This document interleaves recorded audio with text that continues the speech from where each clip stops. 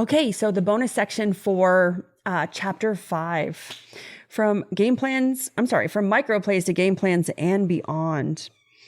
In this chapter, we really talk about, and I think I talked about this briefly before.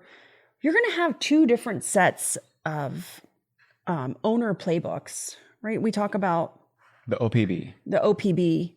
Micro plays are one-step solutions, 2-minute one-step solutions. Game plans are the collection of those micro plays to get to a outcome. And then you're going to have like a front of house and a back of house, or a front line, right? Or in a management level. Because again, they're made for two different sets of people. Frontline or front of house people are interacting with your customers. They're serving people. They're in homes, driving in cars. They're mobile. Where, your other people, like office management people, may be sitting in front of a computer. So they need to digest it in a different way. And so I want to even lean even further into this. Is you might have some people who are hybrid, meaning you have field technicians for those that, let's just say you do more blue collar. You have, let's say, trucks and tablets. They're more than likely going to digest it in a different way as well. And it'd be a hybrid. So that's kind of like you're kind of spin it up to make it make sense based on frontline or back of house. And so it's really a matter of delivering, again, the right information to the right person in the right way at the right time. Yes, let's talk about org charts. Yes. I like this because I think the traditional org chart is just going to die. I'm going to be honest with you. I think AI is going to kind of compress the org chart. I think it already is. And why traditional org charts are about hierarchy. It's about who's in charge versus who's responsible. Yeah.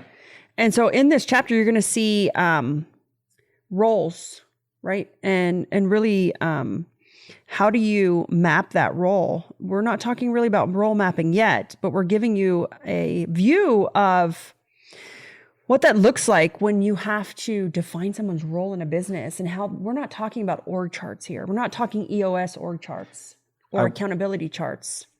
Yeah, I will say when I first ran through org charts or with EOS, I had a couple hiccups with the way that my brain was wrapping around the idea.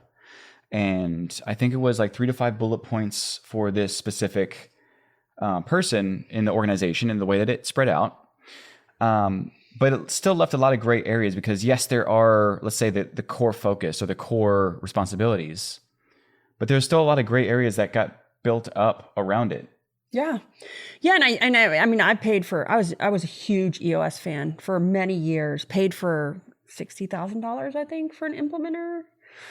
And still love parts of EOS. Don't get me wrong. It's great tools. But also I'm like, man, it was very hierarchy. It was very corporate. It's like no end runs, like, oh, you can't do this and you can't do that. And you have to and I was like, yeah. And so it's designed for, if you think about it, like 50 employees or more, you're talking about larger organizations, not the small business owners. So it's not speaking the same language.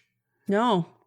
And so, we kind of squashed that idea. And I think AI is going to actually compress the org or accountability chart as we know it. That's what AI is bringing us, to me. But also we found that when you have really great people and really great transparency in those, and you have documentation, your org chart is very linear. Yeah. Right? Because you're holding everyone to the same standard. You're holding everyone to the same accountability. Everyone has access to the same information. Yeah. And it's actually really, really interesting because I have several companies and I have no COO in any of them. I am the CEO of all of them, and each of them have departments that run on their own. I don't have a middleman. And I think that's what we need sometimes when we have that org chart or that accountability chart. And everyone's like, well, how do you do it? I'm like, well, I have competent people. Everyone knows their job and everything is documented. Yeah. So that's how we do it. But I think that this plays in beautifully with later in the chapters, we'll talk about the future frame, the way that you can actually activate this compression of the org chart to where you have people who are running strong is with that future frame and figuring out the right people, finding their fire. Yeah, and you know what I think that what it does, the accountability and org chart does, is that subpar people can hide behind the person they're under. Yeah. It's masking or disguising subpar people, people that are not performing or lack performance. They can hide underneath someone in that org chart. But when you open them up and you're more linear and you're holding everyone to the same standard, those weak performers, dude, they get smoked out like you cannot believe. Yeah. Fast. And that, honestly, that really is running with full transparency, so that everybody has to be on point to make that happen. Yeah, and don't get me wrong, we still have management level. Oh, yeah. But we're holding everyone to the same standard. Mm-hmm. Everyone has access to everything. Everything. Not different standards. And the standard isn't lowered as you go down the org chart. It's not lowered. Because it's all right here. It's all the same. Yeah, I love that topic.